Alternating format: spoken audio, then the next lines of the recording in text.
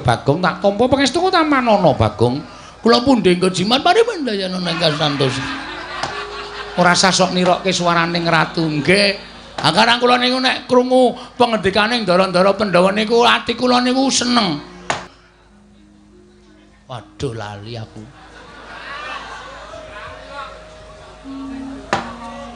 Tumbak Kiai Pleret. Udu. Non, napa pusakane napa jenenge? Tumbak Kara Welang. Ah, Tumbak Kara Welang payung motha. Nggo ngrukupi kowe kuwi apa piye? Payung tunggul naga. Oh iya, akarang ya wong kula niki SDM-e rendah e. Ya ora apa-apa. Gong nepak mbun-bunane para kawula. Oh lah mbok sumpah wis to, ora suwe upama dadi ming sak periode. Bar kuwi modar. Iya Bagong. Nggih, modar ora. Semar iki nek nesu bahaya e. Wingi bar nesu nguyuh sak nggon-nggon.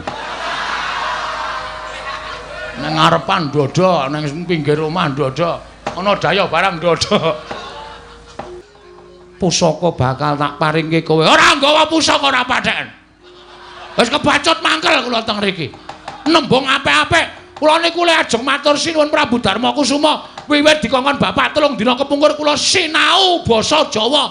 Kapok kabeh. Sli, wingi tanggane bapak dintuti bapak opname sepriki. Ngobal-obal entut ngeri tenan. Ambune wuh sak bis mambu kabeh.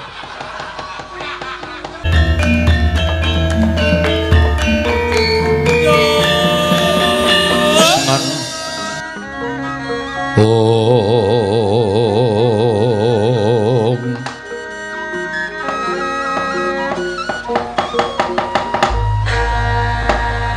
kadanging pun Kakang Dimas Werkudara barep kakangku apa ora kanthi kanyono-nyono geger jroning pasewakan ndak kira yen to ana gajah meta sarta macan ingkang wal saka ing krangkeng jebul iki sowaning Panakawan ora pangling Bagong ingkang Abiyantara.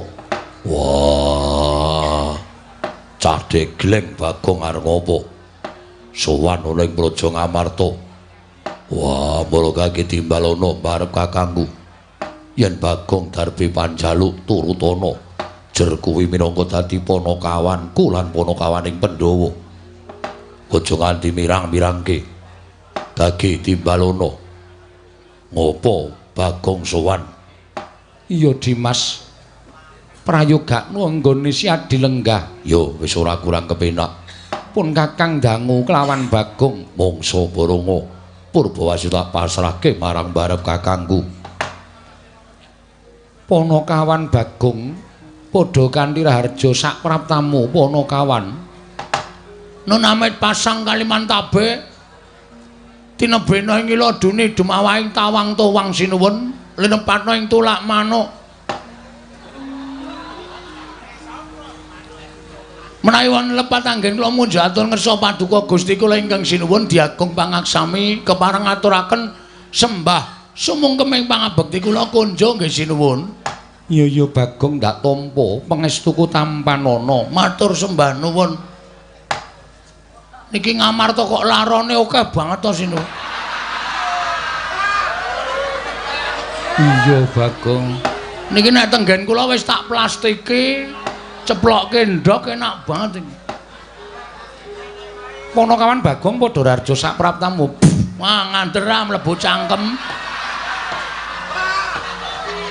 Mengestunipun sinuwun Ndarawati wilujeng bekti kula kunjung nggih sinuwun. Iya Bagong tak tampa pangestu ta manana Bagong. Kula pundhe nggo jimat pari pendayana ingkang santos. Ora sasok nirokke swaraning ratu nggih. Angkarang kula niku nek krungu pengendikane Ndara-ndara Pandhawa niku ati kula niku seneng. Sinuwun Puntadewa niku nek ngendika luruh, alus, lembah manah, andhapasor. Ndara Werkudara nek ngendika ngopo Bagong? Sik, mataku kesamberan. Ndara Werkudara nek ngendika gedhe gandem. Gandem arem so sistem. Ndara Janaka nek ngendika ya alus Monggo ya wah ora apik kabeh pokoke nyenengake. Iya Bagong nggih. Bagong. Nah, mak jelep nang ati. Mak jelep nang ati. Padha Kandirarja sapraptamu. Pangecenipun Ndara Werkudara wilujeng niring Sambikala. Bekti kula kunjung nggih, Den. Iya. Iki ngopo ngeplaki sirahe dhewe? Kencokane. Risih. Nek le jijik niku mboten wong laron niku kewan ora jijiki, ming risi. Lah iya. Sampeyan nek risi mesti ya obah-obah to. Iya, Bagong. Nggih kandhani. Prayoga nunggon mulunggu. Sampun mboten kirang prayogi, Ndara. Punakawan Bagong Padhararja sapraptamu. Ndara Janaka wilujeng bekti kula kunjuk. Iya Bagong ndak tampa pangestuku tampanana. Ponokan Bagong Padhararja sapraptamu, ponokan Bagong Padhararja sapraptamu. Ndara kembar wilujeng bekti kula kunjung nggih Ndara. Iya Bagong. Pangestuku tampanana, iya Bagong pangestuku tampanana. Kula pundhingga jimat paripin dayanana ing kasantosan. Ponokawan Bagong, nuwun wonten pengending adhawuh sinuwun. Ana wigati apa sowan mongko tanpa tinimbalan? Apa saka karepmu dhewe, apa diutus dening bapakmu Semar? Kepareng ngaturaken tebah Siti Sekol binung teling keron kelapa. Apurenta mbok bilih wonten lepat kula anggen kula munjuk atur ngersa paduka Sang Nata. Iya Bagong ora dadi ngopo. Menika ing angka setunggal angka kalih munjuk atur ngersanipun sinuwun Prabu Darmakasuma bilih anggen kula ngabiyantara ngersanipun Nalendra ing Ngamarta menika boten saking pikajengan kula piyambak nanging kula menika dipun utus dening Bapak Semar. Diutus dening bapakmu. Nun inggih mekaten. Ana wigati apa Bagong? Kula niku ya gumun biasane sing ditimbali niku sing diutus niku Petruk. Iya, lah kok dadi Petruk kok ora sowan diutus bapakmu kok malah kowe. Aduh kok kula ora ngerti. Wong Petruk diutus niku plegak-pleguk ya gelem ya ora. Terus kula sing ngentrengaken awak kula diutus bapak sowan wonten negari Ngamarta. Ya ora dadi ngopo jan-jane ya padha wae. Jan-jane Dik. Iki edan tenan kok. Anggere omong kok mesti sakarepe dhewe. Niki merambat nang irung niki. Niki marai wahing lho niki. Niki lho. Nah, kaya utek-utek nang jero anu e. Ya wis senengno wae Bagong. Ngaten, bapak niku nimbali kali kula Bagong. Anu gareng karo Petruk kowe tak lumpukke. Iki aku duwe niat sarta duwe kajat. Ngertiyo nek aku bakal mbangun kayangan. Bapakmu bakal mbangun kayangan. Nggih, kula dhewe ya wis mak tratap. Bapak kok ajeng mbangun kayangan niku wong bapak niku nuwun sewu. Pawone we ambruk ora dibenake kok. Ajeng mbangun kayangan mongko ngundang anak-anake. Ha niki kula wis tratapan mergo anak-anake mesti jaluki serkiler. Ning jebule mboten. Bapak maksude piye arep mbangun kayangan ki maksude piye, Pak? Mergo kayangan sing arep tak piye to iki kok ana terus iki. Mergo sing arep tak bangun ki dudu kok lho iki lho iki. Iki lho. Mergo sing arep tak bangun ki wujud papan sing magrong-magrong dumadi saka emas jamrud mutiara hergeni. Papan sing apik embane kaya kayangan ki ora. Niatku mbangun kayangan ki ngene, kowe tak critani ya. Negara Ngamarta ki mbiyen kondhang negara ingkang panjang punjung pasir pawikir Lojinawi gemah Ripakarta tata Turaharja. Panjang werdining dawa punjung iku luhur lan sak piturute. Sapa to sing ora kedanan karo negara Ngamarta? Kabeh padha kedanan. Ya ayeme, ya tentreme, ya rukune.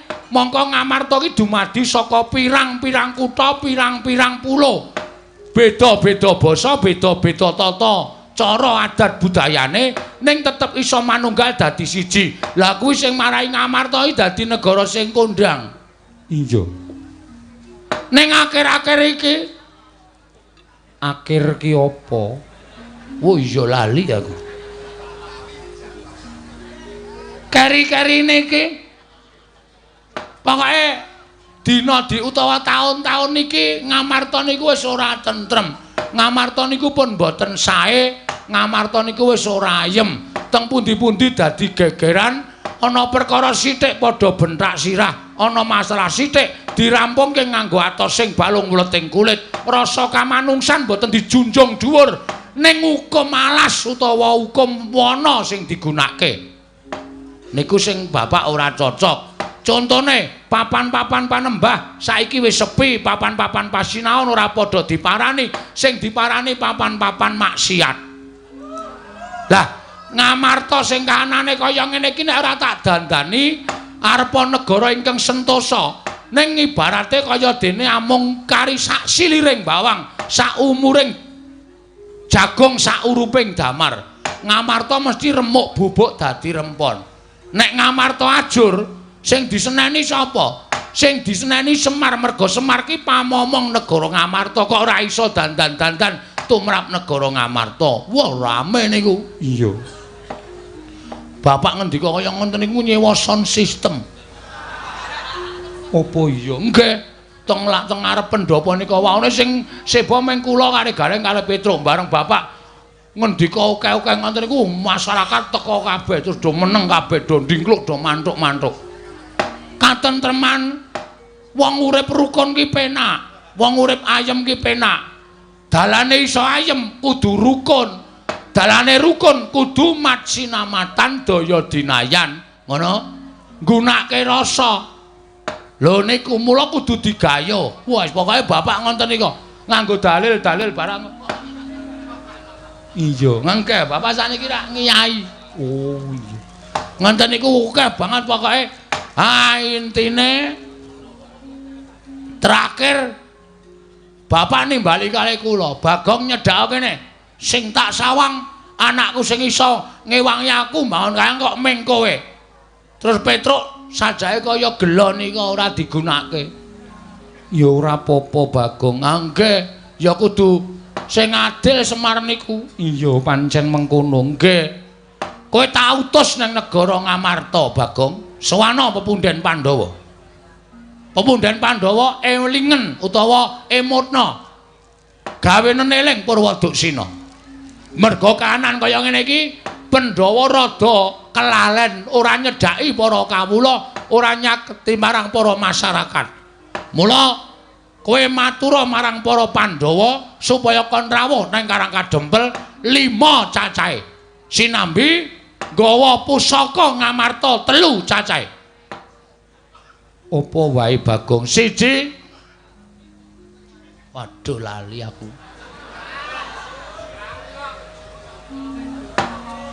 Tumbak Kiai Pleret. Udu. Non, napa pusakane napa jenenge? Tumbak Kara Welang. Tumbak Kara Welang payung motha. Nggo ngrukupi kowe kuwi apa piye? Payung tunggul naga. Oh iya, akanang ya wong kula niki SDM rendah e. Ya ora apa-apa. Payung tunggul naga ale pustaka perpustakaan wilayah DIY.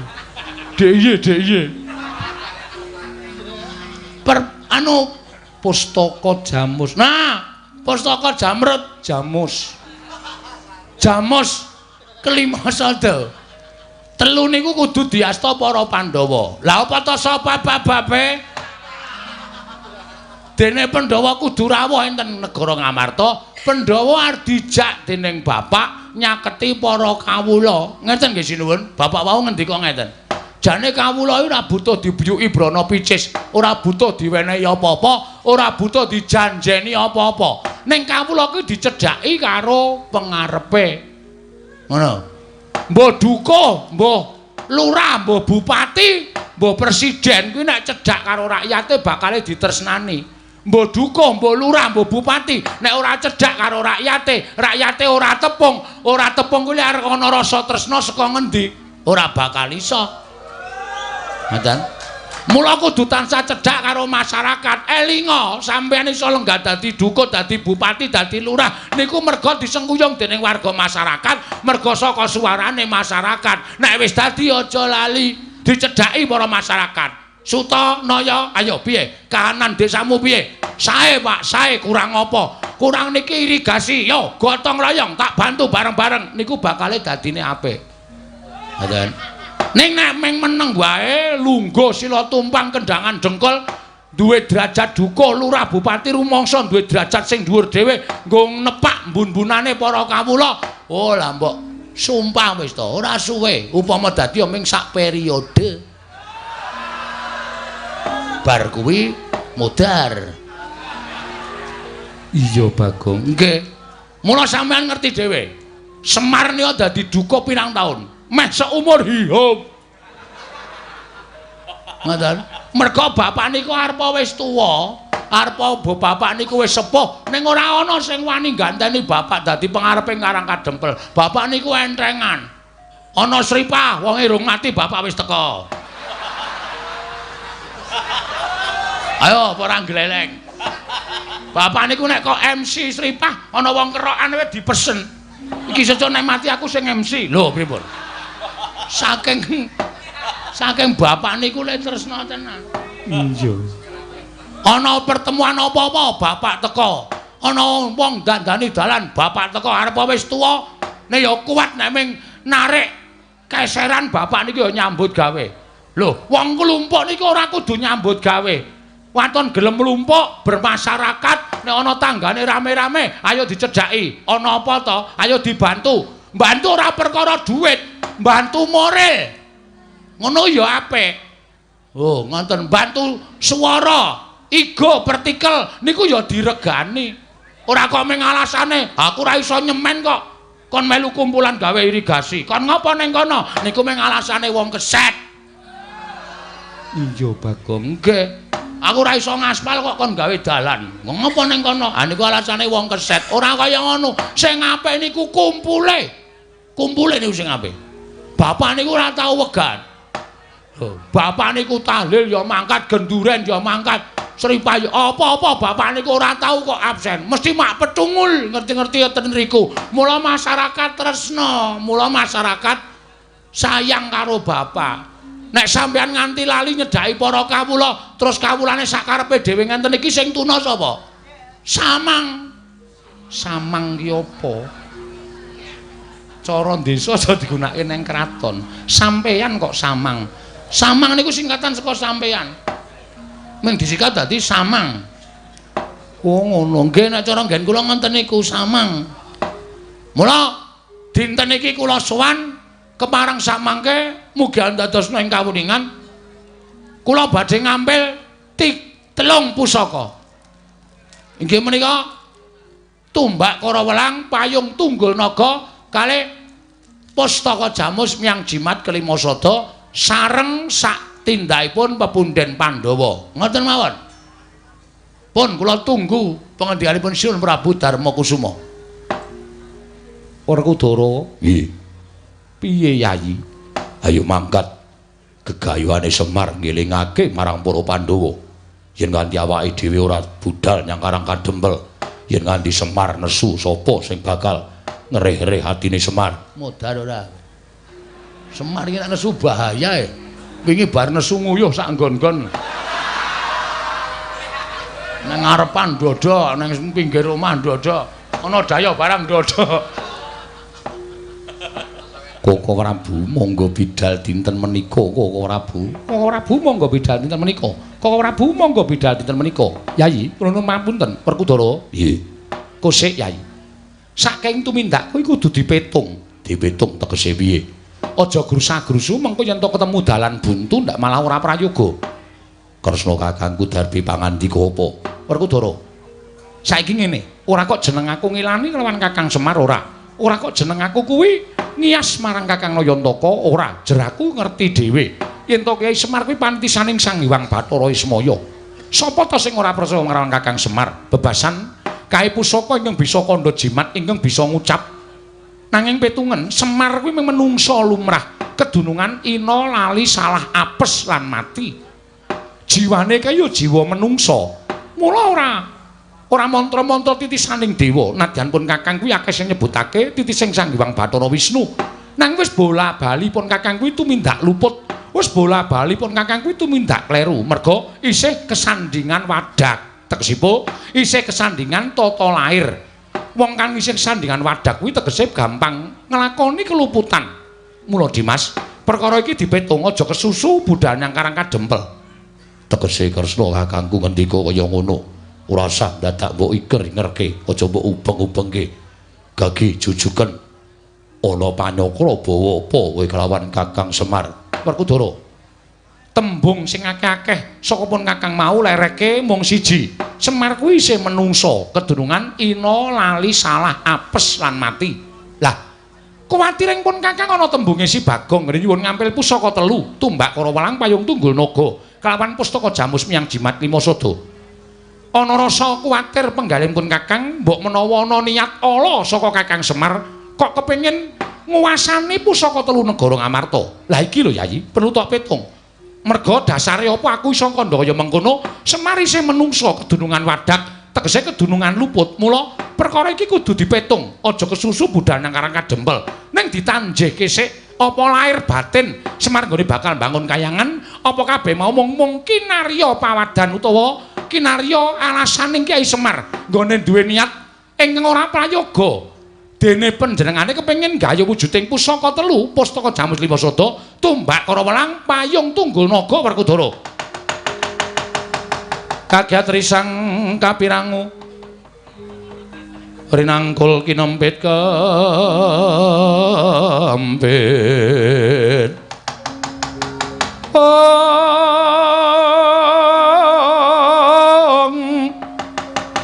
Sangreknaning bawana ya setu kang walang ati ya setu kang kudu kering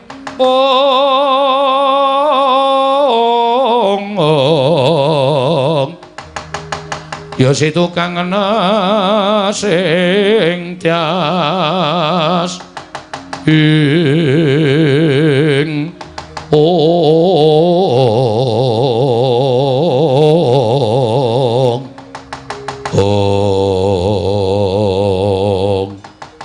Namit pasang Kalimantaben nyuwun pangapunten sinuwun kok mak celekit kula krungu swara sing rampenan. Bagong sing sabar Bagong aja banjur tumangkar kanepsamu merga midhanget sabdaning Koko Prabu Ndwarawati. Kudu sabar merga pirembugan akeh para priyagung kuwi pancen penemune dhewe-dhewe. Nggih, kula percaya. Ning ana kata-kata sing marai ora penak. Semar ki isih kedunungan wadak. Semar ki kedunungan wadak, wong sing wis kedunungan wadak kuwi kedunungan ina lali salah apes lan mati. Terus Semar dianggep arep tumindak sing ora prayoga merga kepengin gaya wujuding tumbak kara welang payung tunggul naga lan pustaka jamus lima sada. Nuwun sewu napa atur kula nika dereng cetha. Pustaka jamus lima sada tumbak kara welang menika estunipun namung kinarya syarat. Syarat. Mohon yang belum mendengarkan kinarya syarat. Dadi kula Semar niku ora kepengin gaya pustaka jamus lima sada. Semar niku gunane napa to kepengin pusaka? Arga ngapa? Wong Semar niku wonge seneng tentrem, Semar niku wonge seneng rukun, Semar niku wonge ora seneng regejegan. Kok mbutuhke pusaka ki ajeng ke napa? Kula tak takon. Iya Bagong sabar Bagong. Wis ra iso sabar. Sabar ana wates ya iki kulon pragae duwe wates kok. Nyepelekke. Nek pancen lupute karo Semar dasare teng pundi? Nek Semar niku kepengin kamukten, Semar niku pengen derajat pangkat wis biyen-biyen. Monggo Semar niku saiki umure wis ora iso diitung. Kalkulatore jebol. Ngitung umure Semar. Pinten abad umure Semar? Kok isih kepengin gaya kanugrahan, kepengin gaya derajat pangkat ki nuwun sewu. Niku dasare ora kok perkara petung nganggo tembung sing apik. Niku pancen dasare wong niku ora seneng karo Semar. Bagong, aku njaluk sing sabar. Kula nepun ngenten iki ora iso dindakke. Bagong sabar dhisik. Ah, ora iso. Lara ati kula dunake kaya ngono. Ketayalan tekan mriki saringan mawon. Nek ana sing ngarani Semar tumindak elek, mboten masalah, mboten masalah. Kula tak wangsul. Kula tak wangsul teng Karang Kadempel, kula tak matur kali bapak, "Pak, kowe dikira ngene. Kowe dikira tumindak arep tumindak ngene. Mengke nek Semar takon, sapa sing ngarani Bagong? Sing ngarani iki. Kira-kira piye? Nek Semar nesu kira-kira wong sing muni ngono kuwi mau wani wae piye?" Adu arep karo bapak.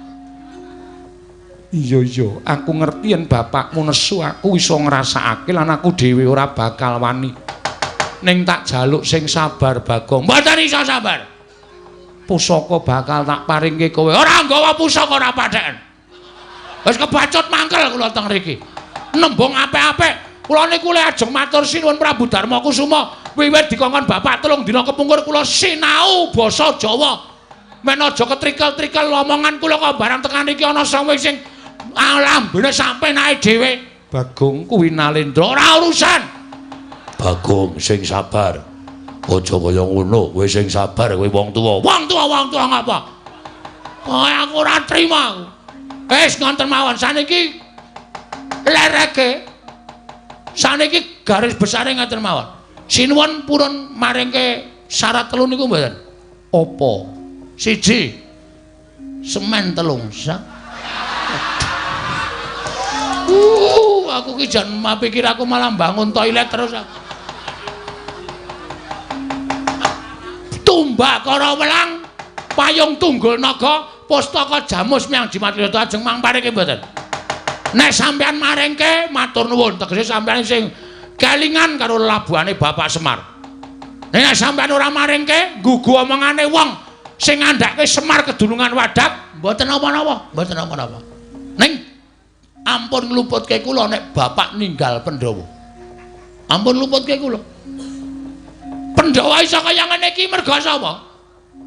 Pandhawa cilik dileliting, mlebu ngalas ditutke, mlebu guwa ditutke karo bapak dijak prihatin. Tundhone saniki Pandhawa ngunduh wae ing pakarti, iso mukti ngawibawa. Bapak ya tetep dadi abdi ora mundhak pangkate, ora ana kok tumenggung Semar niku mboten wonten. Niku ikhlas bapak nglakoni lelakon kaya ngoten niku ikhlas, Ndara. Nek kok sampeyan wonten niku malah enten pangendika sithik wae ra nuwun sewu rada terus penggalih sampeyan ora tetek, ora tangguh, ora tanggon. Wah, Kresna kakangku. Merga saka pangendikamu Bagong nganti kaya ngono. Wah, piye iki le ngendhake? Ora ana sing ngendhake aku nek nesu. Nek ora diliwetke. Aku iki nesu anggere mambu sego terus mendho. Ayo, piye? Mboten wonten. Pun ngaten mawon kula mbak kokean omong nggih kula niku kesel. Omong terus saben bengi laren-laren.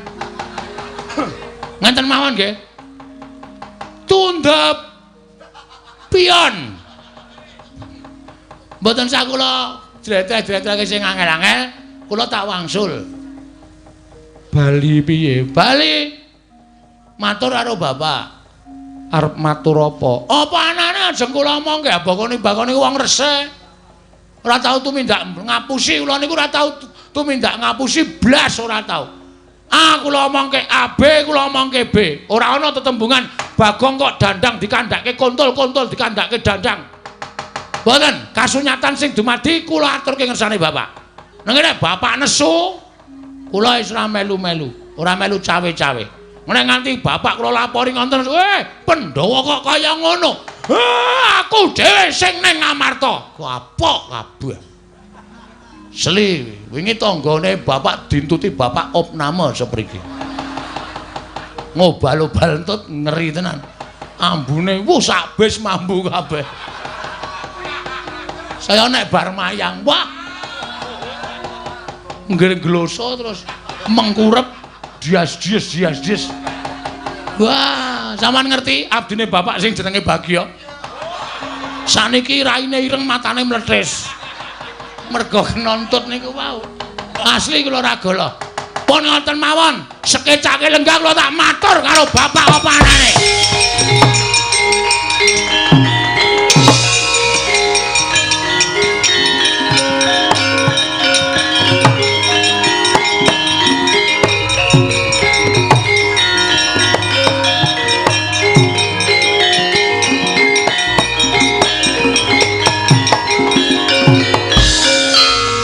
Prabu kados pundi lampahan menika menawi ngantos Bagong sak mangke matur kalian pun Kakang Semar. Kula nuwun sewu mboten badhe kula tutup-tutupi nadyan Kakang Semar menika derajate ngaceplik. Nanging bloko soto blak kotang terus terang. Menawi ngantos Kakang Semar murina kalian para Pandhawa sinten ingkang badhe ngendhakaken Kakang Semar Koko Prabu? Wah, Kresna kakangku piye? Kowe kudu tanggung jawab. Aja meneng bae. Wah, kowe kudu wani tanggung jawab Kresna kakangku. Arjuna, kula wonten paring adhawuh. Ayo, pelupun Kakang metu njaba, Yai.